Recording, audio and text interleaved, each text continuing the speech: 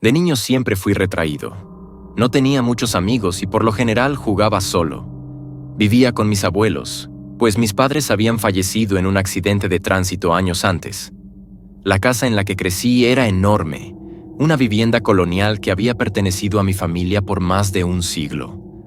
Tenía habitaciones cerradas con muebles cubiertos por sábanas blancas, llenas de polvo y un olor a humedad que se sentía en el aire.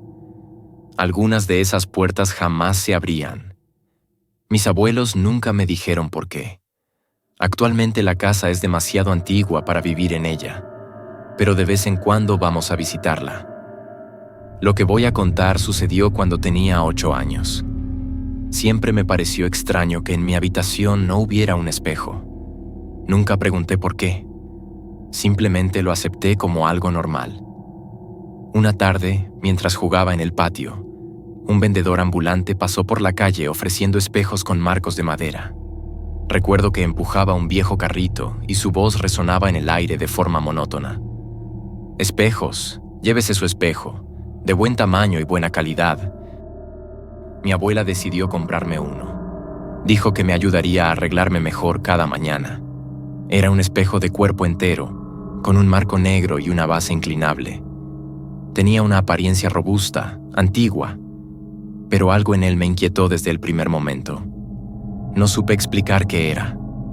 Solo sé que esa misma noche comenzaron las pesadillas.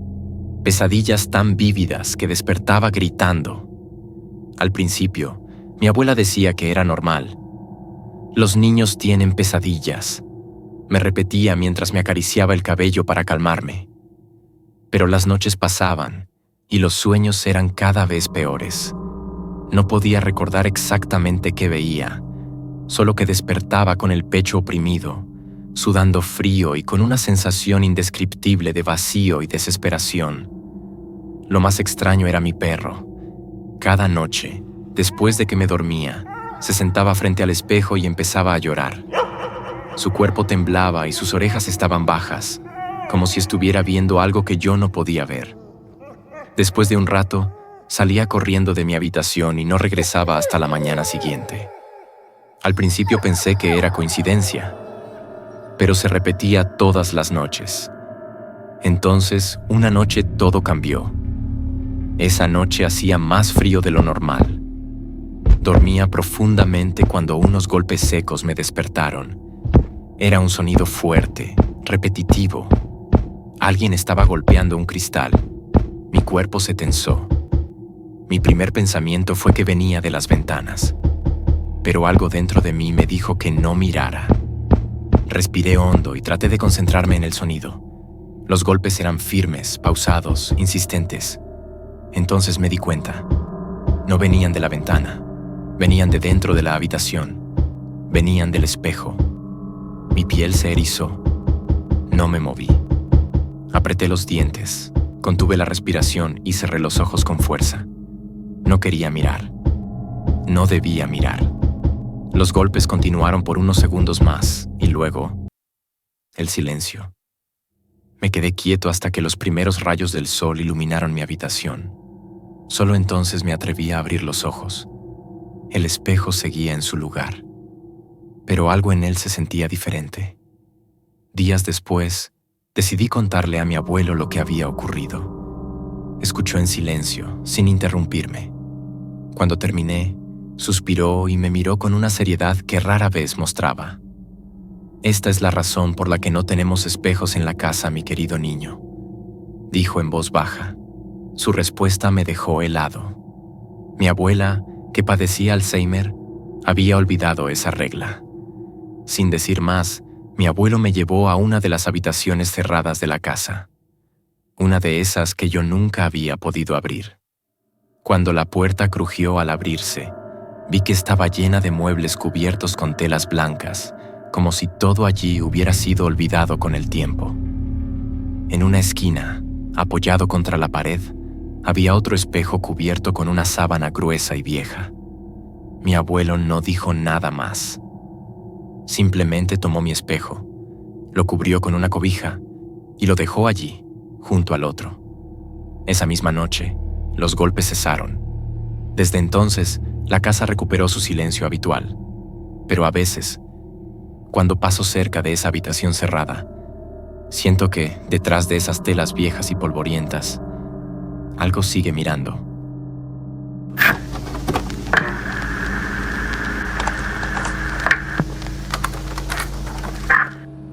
Nunca imaginé que terminaría trabajando en un panteón. Pero en plena pandemia, cuando los trabajos escaseaban y las cuentas se acumulaban, no tuve más opción que aceptar cualquier cosa que me permitiera sobrevivir. Antes de que todo cerrara, era mesero, disfrutaba de mi trabajo y la vida transcurría con cierta normalidad. Pero de repente, todo se detuvo. Los restaurantes vacíos, los clientes ausentes, y pasaron meses sin que encontrara un empleo estable. Ya con la desesperación asomándose, me ofrecieron un trabajo en el panteón municipal. Decían que necesitaban manos para exhumar cuerpos y liberar espacio, pues con tantos entierros ya no quedaba mucho lugar en las tumbas viejas. Había tumbas en ese panteón que databan de más de 100 años, cubiertas de olvido, sin familiares que las reclamaran ni las visitaran. Algunas parecían condenadas al abandono, con cruces rotas o desaparecidas por completo. El trabajo no era sencillo. Se trataba de levantar huesos, limpiar tumbas y, lo peor, escuchar historias extrañas que los antiguos sepultureros contaban. Relatos que, si me los hubieran dicho antes de comenzar allí, habría considerado meras leyendas. Pero una vez adentro, algo cambiaba. La atmósfera del panteón era densa, como si cada rincón estuviera lleno de susurros que no podías ignorar. La primera regla que me enseñaron fue directa y un tanto inquietante. No se tocan las tumbas del fondo y nunca, jamás, las que tengan cruces rotas. Esas se dejan en paz. Me lo dijo don Lupe, el sepulturero más viejo. Tenía la piel morena, gruesa, curtida por años de trabajo bajo el sol. Si alguna vez te piden mover una de esas, primero me avisas a mí, me dijo en tono grave. Yo no pregunté por qué, simplemente respondí que sí.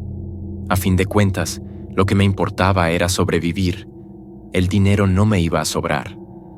A medida que los días pasaban, me fui acostumbrando a la rutina del panteón. Los chismes de los guardias y otros sepultureros comenzaron a formar parte de mi día a día. Había rumores sobre lo que sucedía dentro de ese lugar. Muchos decían que en la zona más alejada del panteón, después de enterrar a alguien, se oían extraños golpes provenientes de las tumbas. Golpes que sonaban como si algo despertara en el interior. También hablaban de voces provenientes de la fosa común, de sollozos que no cesaban, de llantos que parecían llegar desde el más allá. Aunque esos relatos me ponían los pelos de punta, nunca vi nada raro. Pensaba que eran supersticiones de gente que pasaba demasiado tiempo en ese lugar, hasta que llegó el día que todo cambió.